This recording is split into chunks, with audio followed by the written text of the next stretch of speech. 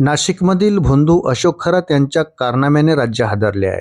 त्याने अनेक महिलांचे लैंगिक शोषण केल्याचा आरोप करण्यात येत आहे. एका पीडितेने त्याच्या विरोधात तक्रार दिल्यानंतर त्याचे बिंग फुटले, तर त्याचे अनेक राजकीय पुढाऱ्याशी लागेबांधे समोर आले आहेत. त्याच्यासोबत अनेक मंत्री आमदाराचे फोटो समोर येत असल्याने वातावरण तापलं आहे.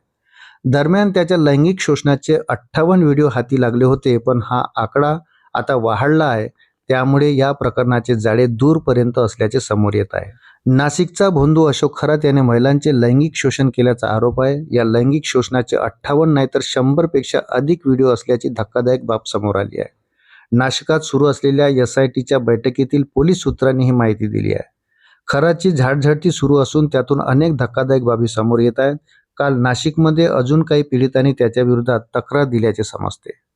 या प्रकरणी राज्य सरकारने खास SIT स्थापन केली आहे. त्यात लैंगिक शोषणाचे 58 नाही तर 100 पेक्षा अधिक व्हिडिओ असल्याची धक्कादायक बाब समोर आली. नाशकात IPS तेजस्विनी सातपुतेच्या उपस्थित बैठक सुरू आहे. आरोपी कॅप्टन अशोक खरातवर लैंगिक शोषणाचे आरोप आहेत. खरातच्या झाडझडतीत 2 लॅपटॉप, 8 लाखांची रोकड, पिस्तूल, जिवंत कारतुसे आणि मालमत्तांची कागदपत्रे मिळाली. शिर्डी प्रकरणातील आरोपी नीरज जाधवने हे व्हिडिओ काढल्याचा संशय आहे.